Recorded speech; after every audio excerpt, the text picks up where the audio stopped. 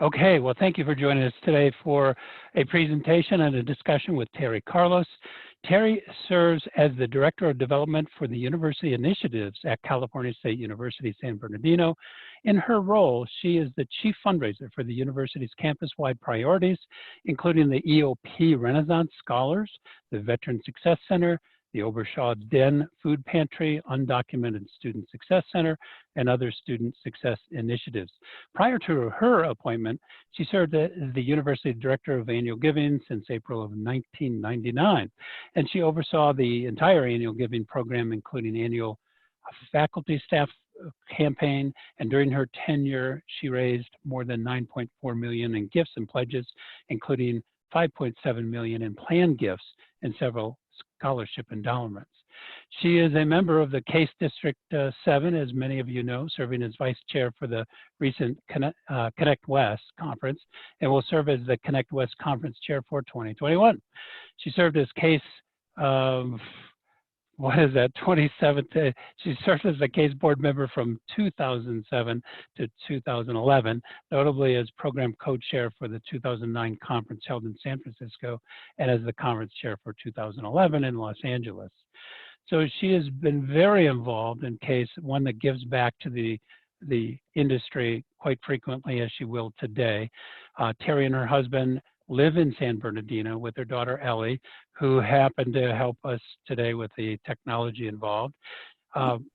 CSUB, California State San Bernardino, is a family affair for the Carlos family. Both Terri, her husband, are 1985 alums, and their daughter graduated magna cum laude in December 2016.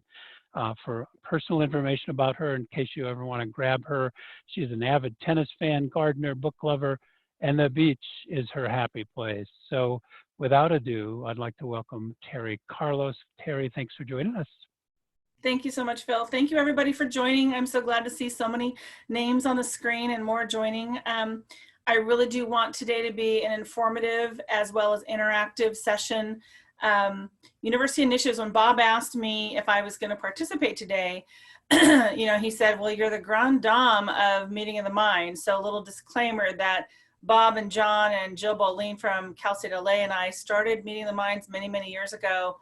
And while I've moved out of annual giving, Meeting of the Minds and annual giving is always going to be my passion. It's always going to be part of who I am. And in retirement, I look forward to working with a lot of people in annual giving and consulting because it's just so close to my heart. So, but in doing so, I know a lot of people, it's a stepping stone for a lot of fundraisers to start their careers annual giving, but then they go, well, where do I go from there? And so many think that they have to go into major gift officers within colleges.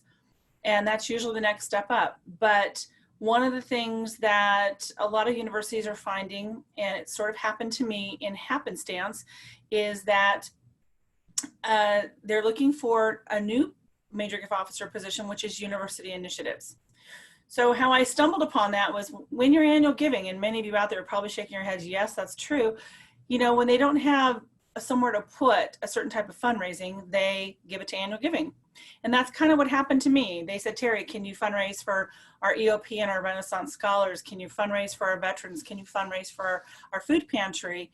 And, when you're juggling annual giving, faculty staff campaign, and major gift officer responsibilities, sometimes it does wear a little thin. So a few years back, they decided to make my role into a University Initiatives Director of Development. And I've been in that role now for about 3.5, almost 4 years. And I've had the pleasure of transitioning nicely because I know my annual giving program is in great hands because I feel very proud of that. But I had moved into University Initiatives, which I absolutely love. It's a little scary, but it's a lot of fun. So what exactly is University Initiatives? It is basically anything that is not college-based fundraising or athletic fundraising. So it is all your wraparound services, it's your support programs, it's the library, it's your food pantry, it's your different support programs for students across campus that are not tied to a college program or not tied to athletics. And in that, a lot of schools have started to create this position, but the job description is incredibly different across the board. So of those that I've spoken to, especially when I was first getting into this role, some schools will assign 5 different areas and that's the extent. Mine, they kind of just threw the whole enchilada at me and said, oh, everything that's not these is yours. So where my focus is primarily in our EOP Renaissance Scholars, our Veterans Center, our Den, food pantry, our SAIL program, which is Students Assistance in Learning. Our Undocumented Student Success Center is a big area for me. Our services to students with disabilities, general scholarships that are not college-based, our health center and our psychological services for students, even our library. And some of these are very tough to fundraise for. Our student union is one of them. What it is not, and I will share this with you, it is not admissions, it is not enrollment services, it is not financial aid. It is scholarships, but it is not financial aid. So a little bit about, I'm just going off some of my notes. So first, let me just say this disclaimer is, I'm sorry I don't have slides for you. Coming back from case and then finding out that we had to, pack up our offices and move home, it just kind of didn't leave a lot of time for slides, but I am happy to continue this dialogue offline after this conference is over. And I will make sure you all have my email address to send me questions, and I'm happy to interact, phone calls, whatever, offline with all of you. So with that said, why are these, why are these services important, and why is it that nobody fundraises for them? And a lot of that is because we don't think about those extras that students need. You figure a student comes to school, they get a financial aid package, they get a scholarship, they should be set. But when you have students who, let's just take the foster youth population, they don't have a family to fall back on. They don't have somebody to make sure that those incidentals are met, that they have, extra money that can pay for a pair of glasses if they need that just for studying for school, or a computer because they don't have the funds to get one. Or they've got a $300 book for a class that, there's just not enough money in their financial aid package. So these are some of the things that we help raise money for. Or when we're talking about undocumented students, which is a very tough area to fundraise for, we have to be very creative in finding out how can we help these students to make sure that their educational needs are met because they're not qualified for so much assistance. Or students with disabilities, what does that look like? How do we help them? Or our Den food pantry. We call the Den delivering nourishing foods for our students, but our food pantry is something that touches every student on campus. So how do we make sure that that is filled and that donors know why that's so important, that students do better in school when they have a full tummy versus when they're hungry, or when they have a food or housing insecurity overall that we don't know about. So that's when they decided that this was a really good program or a position to start on campus, which was to ensure that we had somebody fundraising for those necessary areas that really had not come to light before. And the more I dabbled in it, the more I thought, yeah, this is important and we need to do this. So I was really delighted when they asked me to take this role on and move out of annual giving into this. And it's a great stepping stone, I think, for annual giving directors.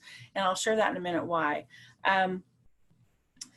Like several people who have taken this on, they're like, you're crazy because so many of these areas don't understand fundraising. But I would ask any of you to raise your hand on this if you think that all of your institutions, that your deans and all of your colleges completely understand fundraising, or do your development officers have to continually educate? And I think that we're all in that same boat, that we have to continually educate. And so that is the biggest hurdle I have right now, is educating all those different departments as to how we do this fundraising and why we do it together and why it's so important that they're part of that narrative, because money doesn't rain from the sky, as we all know. We need to make sure that we have ample information and ample data. So why it's a natural next step for an annual giving director is if you have students that are calling and you have donors that are asking, or you have alumni that are asking, well, can I give to this or can I give to that? 9 times out of 10, you're seeing donors wanting to give to various parts of campus, just not necessarily back to their college or to their major. They might want to give back to an area that really helped them succeed. I know on our campus, we have a lot of alumni who will give back to SAIL, or they'll give to the food pantry, or they'll give to EOP, because those programs helped make sure they got through college and got through college successfully. It wasn't necessarily the professors or the programs within their major. So that is a natural next step. And I think annual giving directors are the natural next person to be in a university initiatives DoD position, because I think that you will be very successful because you've had that foundation and that groundwork in running your annual giving program. So before I take it to the next level and kind of get into some detail, does anybody have any questions so far? Don, are there any questions? Yeah, we're getting some questions coming in. I had a question related to whether or not individuals could contribute to like clubs and organizations. Is that university initiative like the radio station or yearbook, something like that? Yes, it is. I'm sure every campus has it set up a little bit differently. I know on our campus we have student leadership and development, which oversees all of our clubs and organizations, and including our Greek life. And people can give back there. What they do on our campus is they give to the student leadership and development gift account with a designation to whatever organization that is, and then that particular department will then make sure those funds are delivered to that particular organization, because they're not all set up the same way. But yes, you can do that. Excellent. Question from Jonathan. We just wrapped up a scholarship focused campaign. Capital project is the focus of our next campaign. 50% athletic facilities upgrades, enhancements and additions, 50% academic facility upgrades and enhancements. And some of that is a response to a question: what university initiatives are your colleges implementing or want to implement? So that's a great question. Right now we're in the midst of building out. We have a student union that we're building out and expanding. And so as I'm meeting with our student affairs folks and our vice president and the representatives from our student union, you know, they're saying, oh, well, the joke around campus is hashtag 100 million. That's the joke between me and the director, because that's how much money he wants. But when we look at it and we think about what's going to go in that student union, for example, and what can you fundraise for within that? Typically, a lot of donors are not going to pay for buildings unless their name's going on it. And even then, they're probably not going to pay for the cost of a building. They're probably not going to do those capital improvements, but they will find ways to, what's their intention? Do they want their name on the building? That's a whole different conversation, especially if you're in a state school that usually has to be approved by trustees. But if they want to make a gift that will name, say, a center within the student union, for example. In fact, I've got an idea and a couple of donors in mind to name 2 of our centers that will go in our new expansion of our student union. And I think that I can make a solid case for that. And it might lay the groundwork for other centers to be named. But these 2 centers actually have donors in the pipeline where the other centers don't.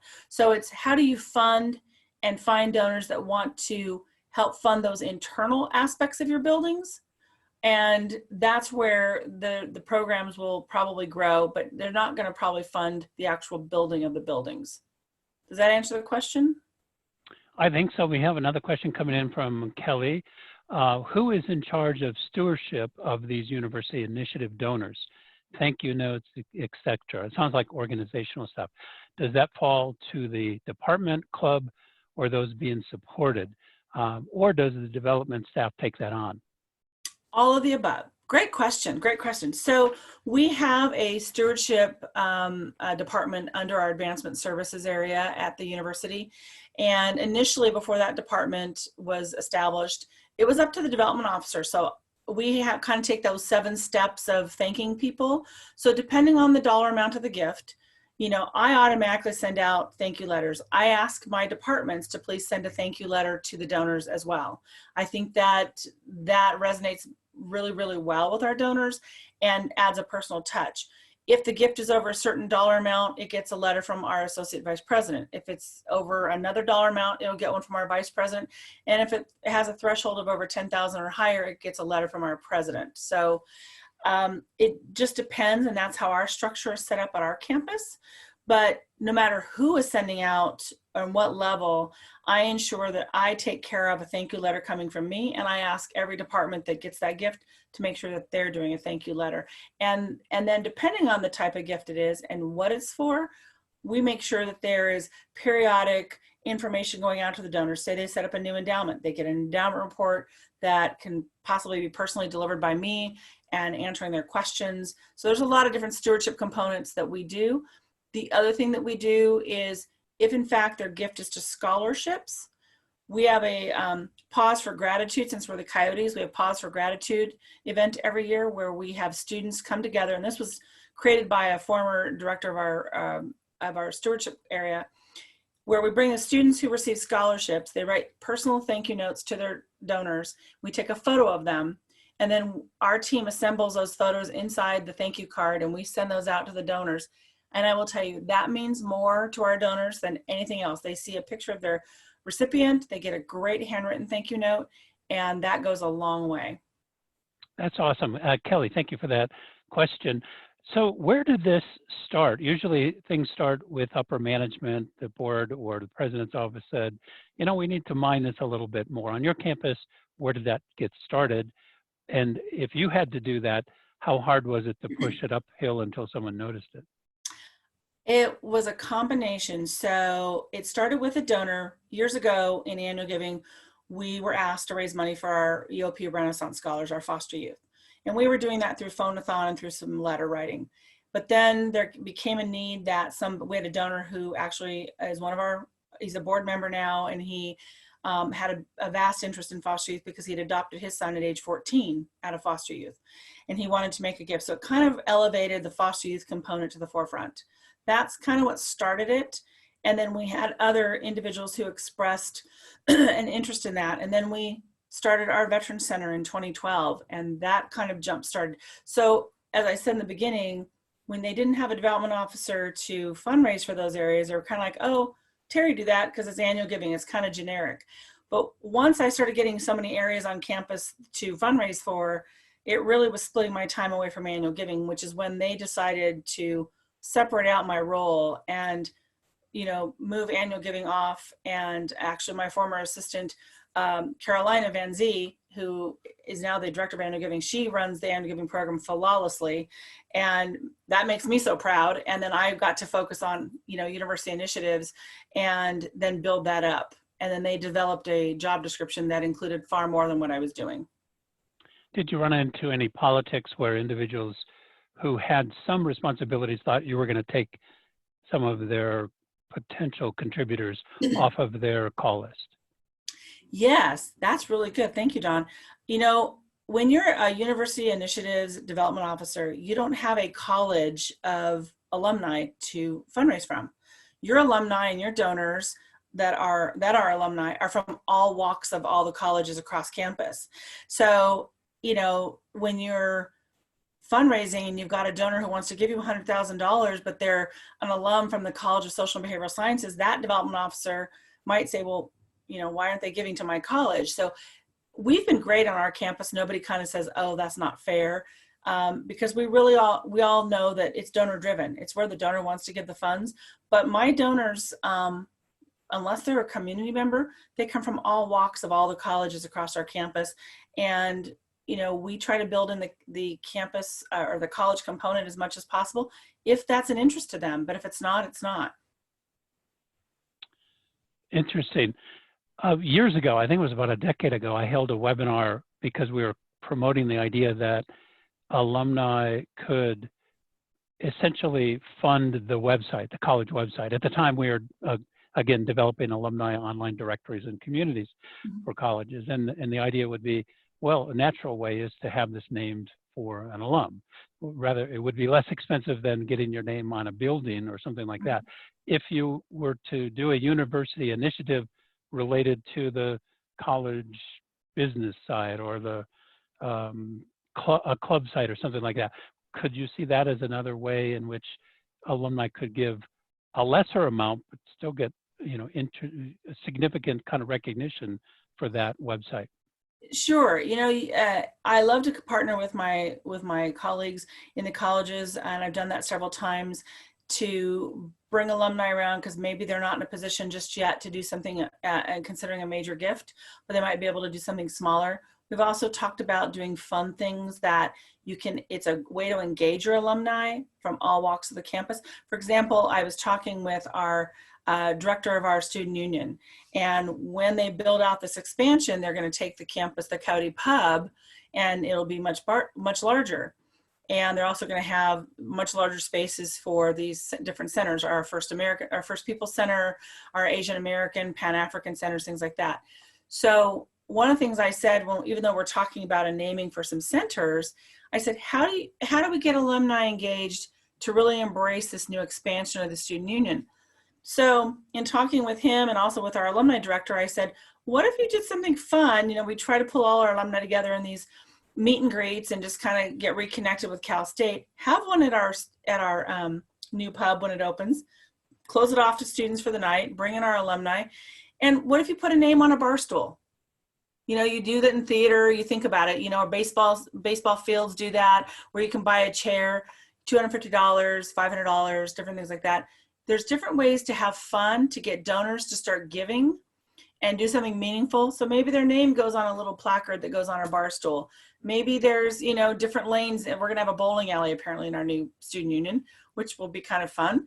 And maybe there's lanes that can be bought, you know, and put a name on that was, you know, donated by, technically, by an alum. So I think there's ways to engage alumni in having a good time and doing something right for their alma mater and putting their name on something that's smaller, and making that gift, because once they do that and once they see how much it lends to future giving, they're going to become lifelong donors to the campus, and their giving will probably go up as time goes on. So I think we have opportunities all around us, but we just have not thought outside the box about them yet. It makes a lot of sense, because if I have my name on a website page, I'm going to share it with my family, my friends, and others. That's going to reinforce that my giving is valuable to the university, to scholarships and programs like that, and I'll more likely give more. So there's probably 60 people with us today, Terri, and they're all involved in the same thing you're involved in, but they have been more involved in traditional annual giving, fundraising. You're now saying, hey, you could have your own little niche involved in university initiatives and fundraising. Why is this? Why are you enjoying this more than you were when you were doing annual giving? It's not that I'm enjoying it more, I'm enjoying it differently. So I was the first comprehensive annual giving director at Cal State San Bernardino. So I built the program from the ground up and got it to a place where now, you know, my successor has taken it to a whole new level and really following trending topics of how annual giving works today. And I couldn't be prouder. I think our annual giving program is doing phenomenal, but I was really the building blocks for our program. But through those 18 years that I ran annual giving, I also discovered the different needs on campus. And it literally started with me doing a phone campaign and a letter writing campaign for our EOP Renaissance Scholars. And that's kind of how it jump started. And then some other things came to me by way of my vice president, like, hey, fundraise for this and fundraise for that. And so it just kind of evolved. And then when they first proposed this idea, I called around to see if other CSUs were doing it, if other UCs were doing it, people in my own backyard, other privates. I remember I see my friend Molly's on this call, or on this session today right now. And, you know, I remember asking University of Redlands if they were doing this, and everybody does a little bit different, but it's who can do the fundraising that's not college-based or athletic-based, because those folks are focused on those specific areas. And so it just became a new challenge for us. And it's one that I really, really like. Now, I'm not going to say I don't get frustrated. I do. You know, when I rattled off, you know, because right now I will tell you guys, and I'll just segue here a little bit. So I do, the main areas that I fundraise for are general scholarships, our EOP program, our Veterans Center, our Den Food Pantry. I am starting work with our student union. That's a little bit of a challenge. I'll go into that in a minute. I'm working with our Undocumented Student Success Center. That's also a challenge because of limited dollars out there, people not wanting to fund our undocumented students. And that's hard because these students deserve that support. Our like health center and psychological services, that's hard to fundraise for. I have received a planned gift for that, but that was a fluke. And our library, people think, oh, library campaigns should be the easiest. They're not, at least not in the CSU, at least for me, because unless you can find a grant that works you know, is going to help for digitize more of your library. People are getting away from books. Look at us all today. We couldn't be all together in a conference center. So we're all digitally connected right now. That's the same with books. You know, so many high schools have gone to iPads. I know Molly and our kids went to the same Catholic high school. And after my daughter left, they went all to iPads. They don't even have books anymore. So fundraising for some of our areas has changed, and we need to be able to understand those changes and understand how we can fundraise for them. That means working closely with our corporate foundation relation partners and our grant writers to find different funding opportunities for these areas, because they're not going to be the normal, you go out, you ask somebody for money and they say yes and they write a check. That happens, but it's not the whole picture of how we fundraise. You know, our student union, I'm starting those dialogues, but what I have found with a lot of my campus partners is they don't know how development works. They don't understand fundraising. They just think, oh, you just got to ask somebody for money and they're going to write a check. It doesn't work that way, as we all know. They have been frustrated with me at times that I don't do enough for them because they feel like they're an auxiliary. And it's not that I don't do enough. What I've had to help them understand is what we do is donor driven. A donor has to know why it's important to support your area. So in the case of our student union with these two centers that I've got an idea, I've got the donors in mind, I think I can pull this together. It's going to take a little bit of work, but it's, what do you offer the students? Why should a donor support this center? Why should a donor support your program? One of the things I've learned in the course of the last couple of years is a lot of these wraparound services do not know the difference between an event, a service, and a program. Think about that, everybody. And think about your own campuses. Of these wraparound services that you have and programs you have on your campus, do they offer events? Do they offer services? Or do they offer programming? So, case in point for me was my Veterans Center. They do a birthday celebration for every one of the military birthdays every year. They have different, programs where, what they called a program, they would have people come out and do celebrations with them. To them, that was a program. It's not a program. Program to me, when you're looking at fundraising, is what's measurable. What are the outcomes? What are the goals? What are the outcomes? How many participated? How are you going to grow that program? That's what funders want to see. How are you making a difference in a student's life to get them and matriculate them to graduation and beyond? So that wasn't really a program. That was an event. That was a celebratory event. And those are great. And it's not a service even, it's just an event. So then I had to ask the question, what services do you provide? And initially, they weren't providing any services. Now they are the center for our campus for all things veterans. So, verifications the veterans have to go through when they register and the different things that they get, that is all now done by my Veterans Center. So now those are the services that they provide. Okay, now what programming do you do? Well, we don't do any programming. Well, what programming do you want to do? So they had to really stop and think about, do they have any programming that students can participate in that have measurable outcomes that I can go back to, say, a funder. Different banks will fund things. So I have one bank that is funding a financial literacy series for veterans, because a lot of them go into the service and come out and they've never had that training before. So this bank has said, we'll give you X amount of dollars. They gave us $7,000 for the year to do financial literacy. So we were able to put that into place. That is a program with measurable outcomes.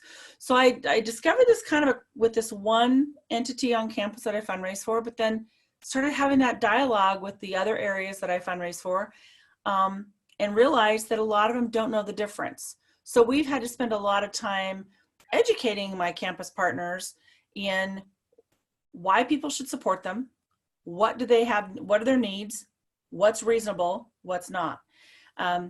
And one of the things that I did with several of them is I asked them all, I met with a group and said, okay, write down all the things you need funding for. So they did. They wrote them all down. I said, I don't care how big or how little or how silly they are. Write them all down. Pass them to two people next to you. And I said, all of you are donors. You all have the capability of making a $100,000 gift in your head, or just yourself in whatever your capacity is now. What would you fund on that list? And it was an exercise in futility, but let me tell you, when they got the list back, they all went, oh, like you wouldn't fund this or you wouldn't fund that. And that's because they weren't looking at it from the lens of a donor. They were looking at it from the lens of what they need.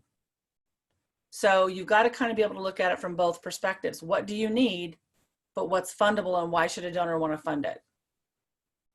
So I'm gonna stop there and take any questions because I know that was a lot of information.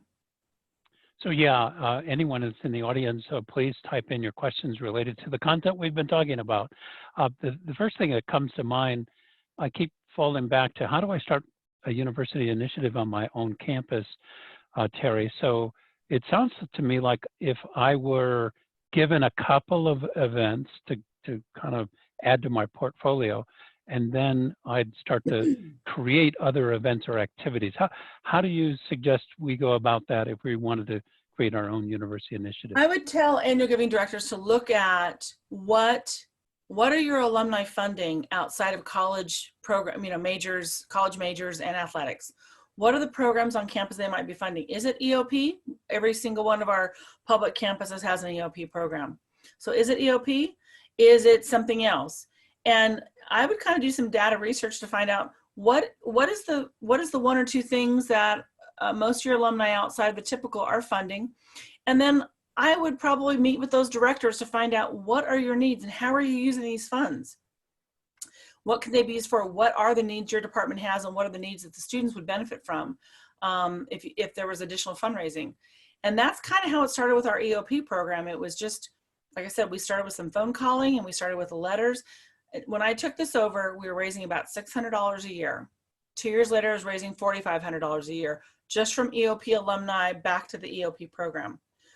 Now, 14 years later, and working with them specifically between individual donors and grants, we have over $3 million in planned gifts earmarked for our EOP Renaissance Scholars, and we've raised over $100,000 every single year for them through grants and individual gifts. But it took a long time to get there. And that's kind of things I'm sharing with the other entities on campus that I fundraise for is it's not going to happen overnight, but you've got to be willing to work with me and help me build that program to where somebody wants to fund it and why they should fund it. Not just because you want it, but because how will it benefit a student? So it started off small, and that was kind of my leaping pad was the EOP program. But it was because when we went back and we were able to look at what people were giving to outside of the basic majors and athletics on our campus, and it was EOP. That's awesome. I'd love to ask the audience if anyone is currently using clubs and organizations as a way to ask for donations and get donations on your campus, and share what you're doing or what kinds of clubs seem to be the most successful right now. Terri, I love the idea. I was in the radio program, on the yearbook, on the journalism staff. So having the opportunity to give back to those kinds of organizations at a smaller amount would be well received by someone like me. Mm-hmm. They are. And the best part about it is when people are able to make a difference and give back, even in those smaller amounts, but they know they're making a difference. The best thing that those clubs, organizations, or those campus programs can do is showcase once a year how they've used those contributions and how they've made a difference with students. Nothing will propel a donor to give more when they know that they're making that difference. Because, and all of you that are in annual giving, you all know this, donors need to know that whether they're able to give $1, $10, $50, $100, every contribution means something. It makes a difference. It all adds up. So how do we take those lower end gifts and help people understand that they can make a huge difference, because a whole lot of them could do that. And that's virtually what happened with our EOP program, and why it took off all those years ago was that we were able to showcase the difference that they were making. We were able to start giving. We went from 3 scholarships that we were giving out in a year to 10. And we did that over a course of 3 years. We were able to triple how many scholarships we gave out every year. And they've been consistent. That is awesome. And as you say, it takes a little bit of time. I don't want to get you off topic, but something that I've been a little bit curious. I've been very focused on how do you help graduating college students transition into their first professional job. And one of the things I always thought about is, could you get your annual giving spring calling group together to call alumni, not necessarily asking for money, time, treasure, talent at that point, but more on the talent side to say, hey, if you're in a company, can you check to see if you have any internships available or jobs available that you could put our students in? We're graduating 3,000 students, and if you turned on your annual giving call team and they blast out, you're going to hit alumni that don't necessarily have maybe the money to give, but Right. yeah, I know my department. Could we do something like that with annual giving? Is I anybody think doing that? I think you can, and actually, I'm going to share something, but I would love to hear what everybody else says about that very question. So back in, and probably most of you weren't even in your jobs back then, but in 08, 09, our last recession, and this might be something for y'all to think about going forward, because we probably are headed towards another recession, but we had people who lost their jobs and they absolutely could not give. And, we'd call them because, our campus focus, like every campus, is raise as much money as you can. And so when we wanted to call for different things like that, I had actually thought of something like that years ago. And we were shot down because, management wants us to raise money. But when we had individuals who could not make a gift anymore because they had lost their job, or both people in their house lost their job, we referred our alumni to our career center. And we said, here's the Career Center phone number, here's their website, please go there. So we went one year with, a lot of people not being able to make their regular $50 gift or $100 gift. But I will tell you, for the next year, we had at least 5 or 6, and I wish now we had kind of tracked them, who they were, who said to us, you know what, one of us got our job back or got a new job. We can't give you as much as we used to. We had this one couple, I'll never forget, they were both alums. They used to give us $100 a year. They'd split it 50 to his major, 50 to her major. And I think the wife said, we both didn't get our jobs back. I got a job, so we can do half what we did last time, what we used to. So I'll give you $50 because thank you for referring us to the Career Center. Because of that referral, they were able to find a job. So I think our job as annual giving directors is as much ambassador as it is fundraiser. We need to make sure our alumni know that we're here for them, that we can refer them to resources on campus in times of trouble, and that we can also help them out. But when things are good, we also want them to help us out because they're paying it forward for the next generation of students. So I think there's an opportunity there that we've missed sometimes that we don't have to miss if we really think outside the box. But I'd love to hear what everybody else is thinking about to that question that you asked, and if they've done that on their campus. Yeah, please use that keyboard, type that information in. I'm reminded, going back, like you're saying, back to 2008, 2009, there were a lot of companies that didn't have the money to be able to take on interns again. Some colleges recognized that was a problem. And so they went to alumni asking for donations so that they could pay the student to work for that company that would normally have paid them. So the company the Career Center was able to go to the company and say, look, if you still bring our students on board, we'll pay them, but we need you to give them the experience. And so those are some programs that started that, it's an alternate kind of message at this time that we're running into.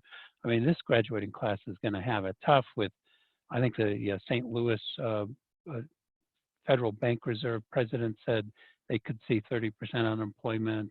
Right. Stephen Mnuchin said that we could see 20% unemployment. And, where are the main jobs going to be? Are going to be the students that are going to work as bar mitzvah in the coffee shops and stuff like that. It's going to be a tough time. But I also read yesterday or the day before, one of these days this week, that they also said it's not a time to not look for work, because we will come out of this and industry needs to replace workers. And I think that our career centers should be geared up to help place our alums. I know that I've worked with our corporate foundation relations group in conjunction with our career center to try and find different corporations to help partner with our career center for that very thing. I know that we've done a partnership with JCPenney to have a professional clothing night, which I know is scheduled upcoming on the calendar, but it will probably be postponed. But they go in after hours, and because of donors and some other things happening, they're able to let those who signed up through the Career Center go in and pick out professional clothing for interviews and for work. So I think there's ways. I mean, in university initiatives, that's what I like best about my job, is that it's not this cookie cutter, you only fundraise for this or for that. It is innovative, it's creative, it's different. You know, I can think outside the box. The only person stopping me is my president, my VP, or somebody else saying no. Or the thing that stops me is when the departments have not really learned how they can help me fundraise for them. Because there is a critical component for departments to understand, especially when we're working on grants. You have to put together your budget. You have to tell your story. You have to give me that narrative, because you tell your story better than I do. And we're going to partner with you in that. And that would be the same if I was asking the information for a donor. And I have, you know, I'm working right now with a donor who came to me via another fundraising colleague in a different area.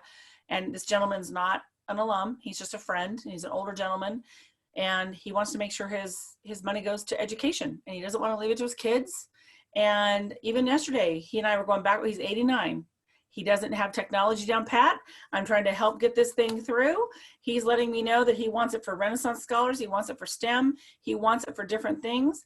But it's that back and forth and helping him understand how his gift can make a difference, and also understanding what he needs done, what he wants done with his money. And he's a bit of a control freak, and he'll tell you that. So it's a constant moving parts for university initiatives, and that's the fun of it. It's also the frustrating part of it, because there's a lot of education I find goes into this job, because I'm dealing with areas where people have never thought to either support those areas of campus. So I'm educating donors, or I'm educating departments on how they can help me fundraise for them. So it's an ongoing, every day is different. That's what's fun about it. Also, want to have a glass of wine on Friday nights, guys. We should all have a glass of wine right now. So you really are an entrepreneur. You've got to really love change. And if anybody who is with us today loves change, this is certainly a way you can kind of grab the brass ring and do what you want to do within your environment. So we have a question from Tori. Actually, it's a statement. Tori Hood is indicating that they are doing club fundraising using crowdfunding source. Tori, if you could share a little more detail on how you're doing that, type that in. We'll talk a little bit more about that. Very interesting. Well, and while she's typing it in, I'll say that is, from what I understand, and I'm sure everybody on this can speak more to it than I can, but I know crowdfunding is really active in all annual giving platforms. I know our annual giving director is using it quite a bit. It's great for club support and other areas, because you set those lower dollar amounts. You can say 5,000 or 8,000 or 10 or whatever, and you have a targeted group of people. So they're fabulous for that. And I love that more and more universities are using that through their annual giving programs. I know when I was still annual giving director, it was really, really new, very not well tested. The only institution I knew that was doing well with it was Long Beach State. And even then, and correct me if I'm wrong, guys, that with crowdfunding, you really need to have partnerships with the departments that you're fundraising for. So if you're raising money for clubs, each of those clubs or those Greek lives have to have ownership of that crowdfunding platform and manage it with you. And correct me if I'm wrong. Thank you, Tori. Here's the feedback she's given us. Clubs and student groups who need to fundraise for various activities submit applications to participate in crowdfunding. So they have some kind of control. We've also used crowdfunding for our food pantry, and it's been a huge success. So great idea. Oh, great. Oh, really? You've used it for your food pantry. I like that idea. Okay, I'm going to steal that. Thank you, Tori. Oh, and Taylor Staten is suggesting learn more about crowdfunding at the session Thursday at 2:45 p.m. Go UCLA. All right, there's our Bruin. Excellent. Okay, you know, the other thing I want to talk about, and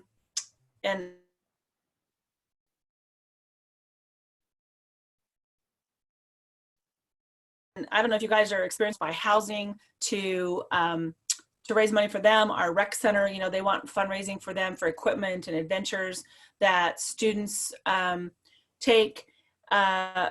That, and then even parts of our student union, that becomes very difficult to fundraise for. We have to be methodical in how we can do that, because again, it goes back to what will a funder fund.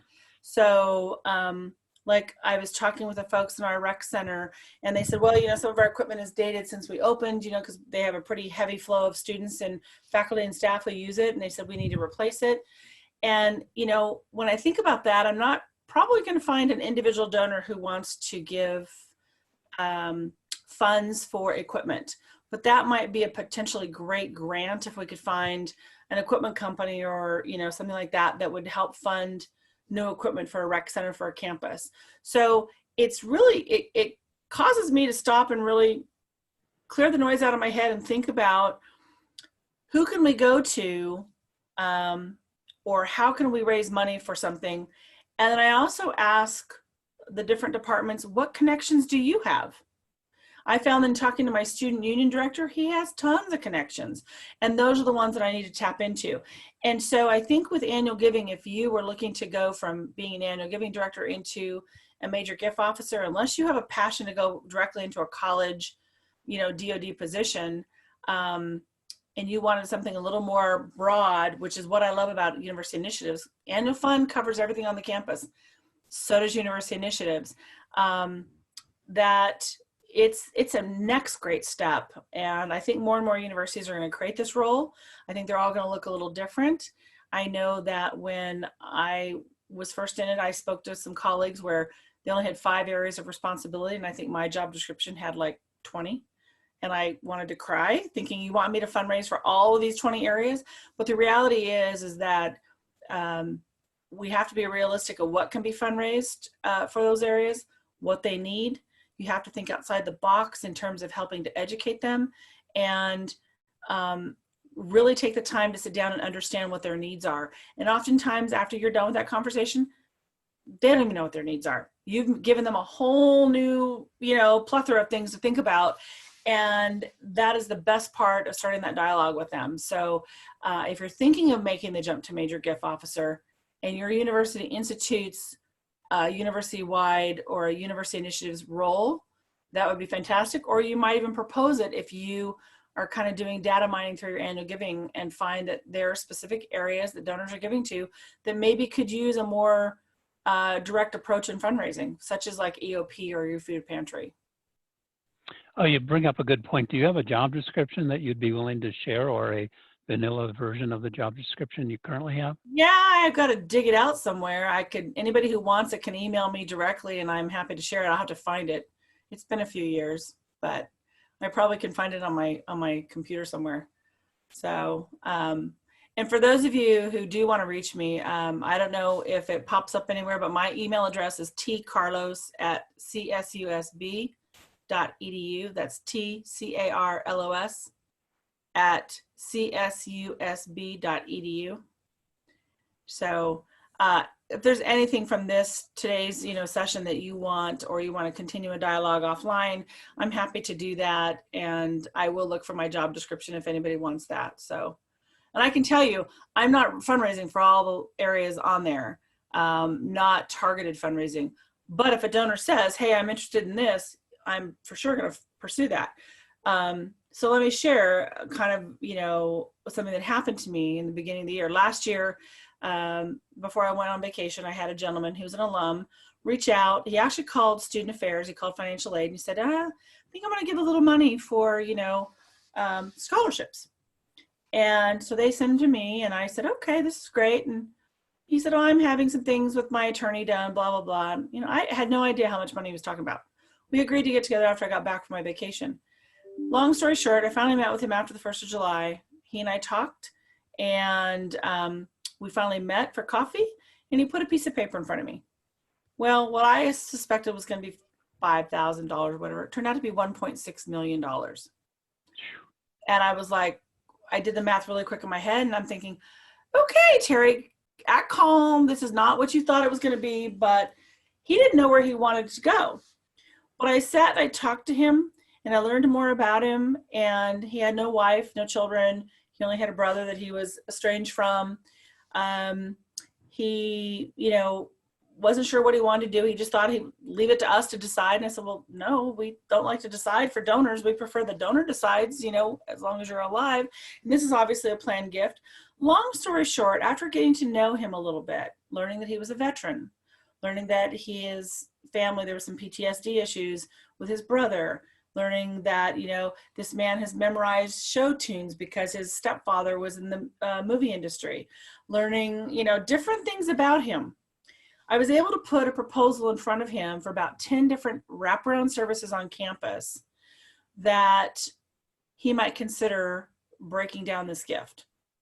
And in the end, he left money in his estate plans for our Veteran Center, for our counseling and psychological services, for general scholarships, for our students assistance in learning program, and our students services to students with disabilities.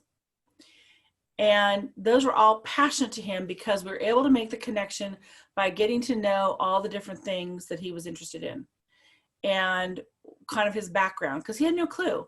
So that's half our job, if not more of it, is being a storyteller and digging through and learning about our donors, especially with university initiatives, because we do have the privilege to help fund those areas of campus that typically don't get the fundraising dollars, and make those connections.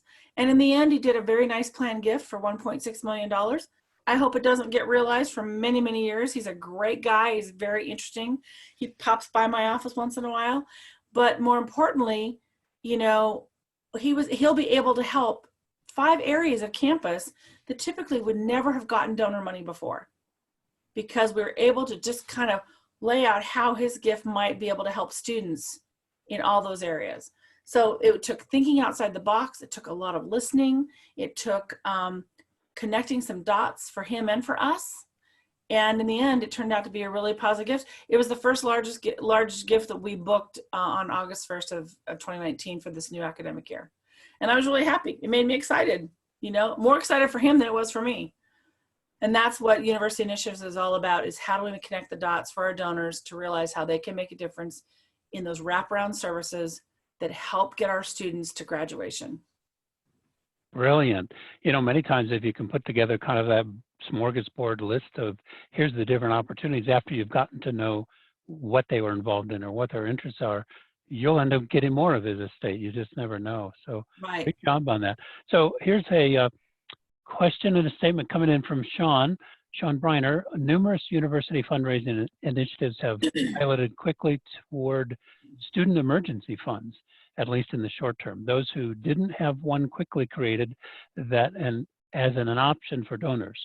But how do you feel about outgoing appeals, like mostly via email or text or a crowdfunding platform, to alumni and donors right now? So based on, I guess, today's market conditions and where Right. we are, what are your thoughts on that? Thanks, Sean. I've talked to Sean over the years many, many times. And, it's funny you asked this question because I just had a Zoom directors meeting this morning, and we talked about that very thing. We had opportunities for donors to give to student funds, but not emergency funds on campus in the midst of this coronavirus and COVID-19 epidemic.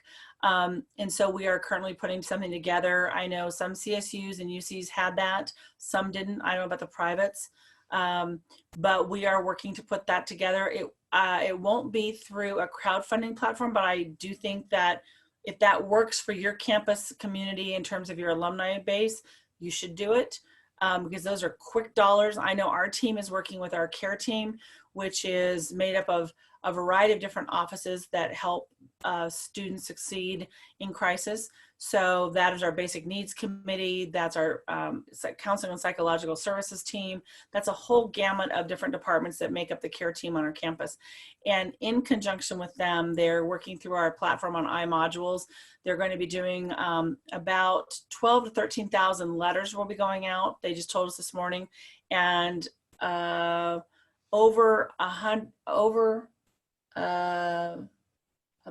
about 106,000 emails will go out. So they were, and the email platform will be one, and then there will be also then the letters for people who don't have email that we can send them to. So we are working on that right now as we speak. Those are supposed to be out by the end of the week. I'd be interested to know what all of our other students or our universities are doing right now to help our students. And are you putting in, I'm curious on this, are you in those emergency funds, if you're just creating it, are you calling it, are you putting the COVID-19 name in there anywhere? Or are you just saying student emergency fund? And who will determine how those funds are spent or how they're doled out to students? Can anybody answer that? Yeah, we'll wait for some additional responses, but Taylor just indicated UCLA's response is at spark.uda.edu and UCLA.edu, yeah. Yeah, and give.ucla.edu. So yes. I know the give2.ucla.edu is their typical give platform.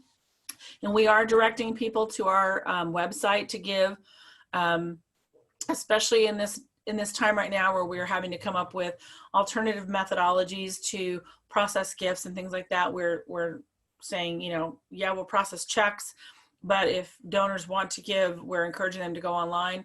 But we will be directing people through this email and through our letters to go to our website to give. So, but I honestly think if that's where all of our donors, if my donors switch gears tomorrow and said, I'm just giving to this, absolutely.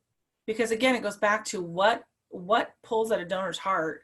And if right now giving to help make sure our students are not homeless or not hungry, that can finish school, for those that can't go home, like our international students or our foster youth who don't have families to go home to, anything we can do to help them, that's what we should be doing. And donors who want to help them, no matter what you had in mind for them, they should be able to give wherever they want.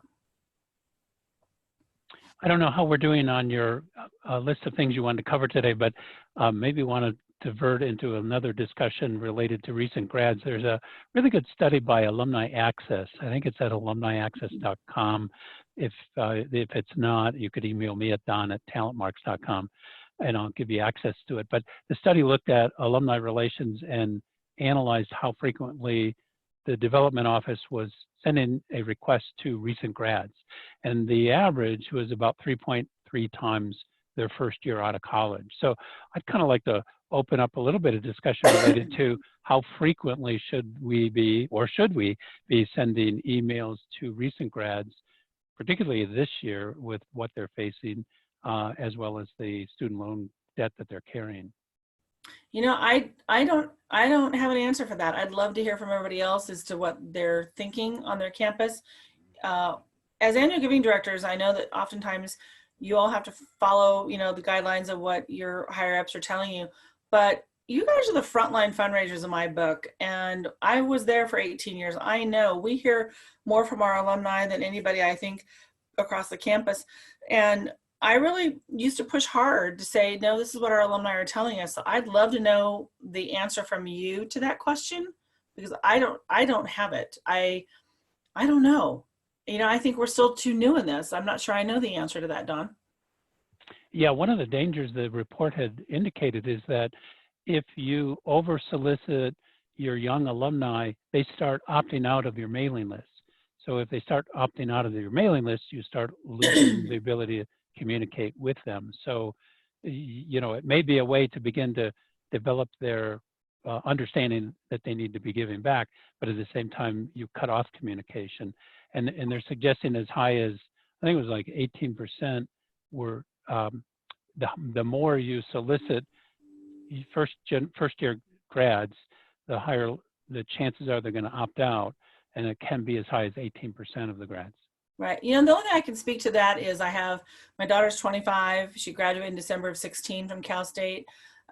She does still live at home. She works full time in her career field. She was very lucky, had a job offer 3 days before she graduated. So she's been working full time since she graduated, and she gets those solicitations every year. She doesn't answer the annual fund calls too often, although, I kind of get on her because how can I have been the annual giving director at our alma mater and you don't answer the phone call? So, but she does answer the call maybe once or twice a year, and she does usually answer the mail appeal if they send it to her. But she typically will give at least once a year.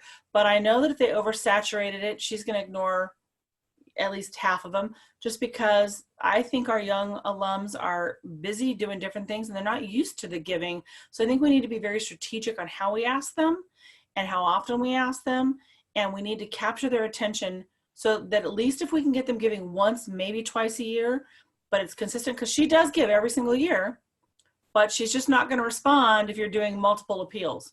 She's going to respond to one, and that's the example I have, only because she lives in my house and I know that. So if you're aware, if you could type in, how frequently do you, the first year out of college, send a email solicitation to your alumni, or maybe it's by letter, just type in. Or a call. So yeah, type in 1, 2, 3 times, whatever you're aware of, to share with us. And if you have an opinion on that, let us know what your opinion is that we can share. That would be great. In fact, I think you guys will all learn more from that than we will, because that you're in the trenches doing that work. One of the things that I wanted to ask is has anybody thought of, not we're telling your bosses, but has anybody thought about moving out of annual giving into the next level and thinking, gosh, I don't know that I want to be a DOD in a college, but what could I do? I mean, I guess I want to know if University Initiatives has been interesting to any of you in the sense of what it looks like, and if it's something that would be of interest to you, because I found it to be a great challenge, but not everybody would think the way I do. So I'm curious as to what people think of the concept of a University Initiatives DOD. And Terri, do you see this working at a larger institution, smaller institution? Is there a size difference that would make it less efficient or effective? No, I think every institution will benefit from having this role. I'm the only one on our campus, and I am a party of one. I just now hired for the very first time an assistant. They finally gave me resources to hire an assistant, so it'll be kind of odd for me to train somebody after I've been doing my own gig for so long and hand off that work. But I'm a party of one, and I do the best I can and cover all the areas where I have donors who are interested in funding those areas. I think on large campuses, if you look at like UCLA or even Caltech or USC or our really large campuses, I think those could even warrant more than one person. I think they could certainly have 2 or 3 university-wide development officers, because I think that they have much larger areas to fund, larger scale, maybe the same areas, but larger scale. And certainly you have more students to service in that sense. I mean, I don't know how many students you have on your campus. We have about 22,000 on our campus, and making sure that we have funds for all those students, because technically a university-wide initiative person, all students are your constituency, basically. All students, because the den, food pantry services any student on campus who needs it. Our EOP has a large group of people and a large group of Renaissance scholars. So I think that, depending on the size of your campus, it could be one or more of this position, and they're so warranted and so needed. I just think that they're overlooked, and they're slowly becoming in the lens of our VPs. So we're getting some responses. Laura Park, thank you. She says, yes, university initiatives would be of interest. Tori, again, commenting, I think this type of role would be a great addition to our annual giving team to elevate some of the demands that are being put on our annual giving team to serve so many areas on campus that aren't covered by the DoD team. And Tori, you make a good point. It does. I mean, that's kind of how it happened to me, is it kind of just fell because they don't have anywhere else to dump it on. And I hate to say dump it on, but let's face it, that's what happens. Oh, we don't have anywhere else to put this, so let's put it with annual giving. But then it stretches our annual giving teams out too far. I know that when I was running annual giving, it was myself, my assistant director, and our core of students. And so when you're running annual giving and faculty staff, that's a full-time job right there. We didn't have additional staffing to take on some of these other funding areas, which is why eventually it became to where I was just stretched too thin. And so I agree with you. I think that it's a great next step from annual giving, because it touches every aspect of campus. And because I have donors who want to maybe fund, say, our Renaissance Scholars or our Veterans Center, but they also want to help fund something in a college. That's why I work closely with our development officers that are college-based. But it is the best next step for annual giving because you have the privilege of working with everybody across campus, and that is a blessing. I wouldn't change that in my experience for anything. That's why I'm so passionate about annual giving still. So Terri, we have about 8 minutes left in this session before everybody runs out into the hallway and grabs some coffee and goes to the bathroom before the next session. What else do you want to cover before we wrap up today? I just want to say that, you know, I've been very, very lucky in my career that I've had the privilege to build our annual giving program at Cal State San Bernardino, and now watching it grow, you know, with our director now. And then I saw this as an opportunity. I never saw it as a hindrance. I saw it as an opportunity to grow something on campus that really hadn't taken flight yet. And because it doesn't, you have an opportunity as if you're working with that realm to go in and make a case for why it needs support. You could possibly even build a career out of it for yourself, kind of showcase to your vice president why this is important and why you should have this role on your campus. Certainly your campus partners are going to thank you for it. You know, it's not going to be easy. It is a struggle because you do have to do a lot of education, but no 2 days are the same. They are fun, they're interesting, they're frustrating, you know, they're exhausting.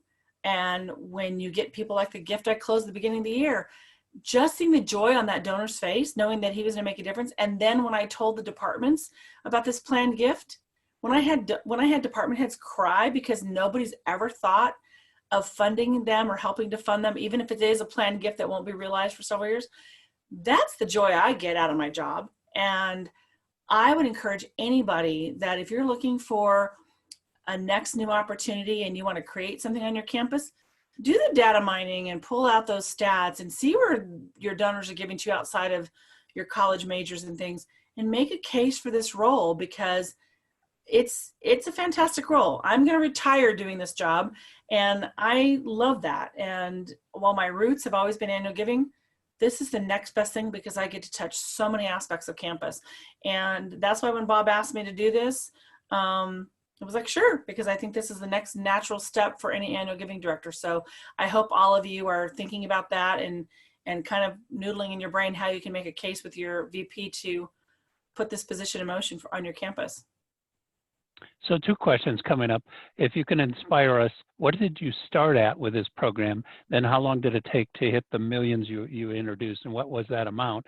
And the second would be, what were the issues that you ran into? What would you have done differently now that you are experienced with what you did? So in my bio, the total amount is raised, which is, it's about a total of about 15 million. That's all my annual giving as well as this job. It's not all in this job. So that's over my 21-year career at the university. And I'm very proud of that because as an annual giving director, I was able to secure a lot of new endowments and some planned gifts, which kind of leapfrogged me into that major gift arena. What is frustrating and hard at the beginning, I think that was the second question, what was hard about starting this off, was the fact that it was so new. Our campus partners were not told, oh, by the way, Terry's going to do this. It was just like they didn't do the right introduction, I don't think. So I was kind of like told, oh, well, go meet with everybody and get fundraising. And they're all looking at me like, what do you mean? You know, you're going to fundraise for us. And so when I was asking those questions that we all ask about what do you need funds for, I got a lot of blank stares and it sounded like Greek to them. So I really had to do a lot of education early on. But I was lucky in the sense that I had been working with one program in particular, and that was EOP. And they were kind of the one success story I had. So people started looking at that like, oh, if they can do it, then we could do it. So you've got to have patience with this because it's such a different type of role on the campus. People are used to major gift officers in colleges. They're used to an athletic major gift officer. They're used to an annual giving program. They're not used to this. So you can make it or break it as to how you want it to be. I think it is something that every campus needs. And I think that you, being an annual giving officer, if you wanted to create this, you could, because you've touched every aspect of campus. And that will make it so much easier for you to do it versus somebody else. Sounds like it'd be helpful to have a letter from the department chair or the president of the university that kind of says, hey, Terri is going to be starting this new initiative.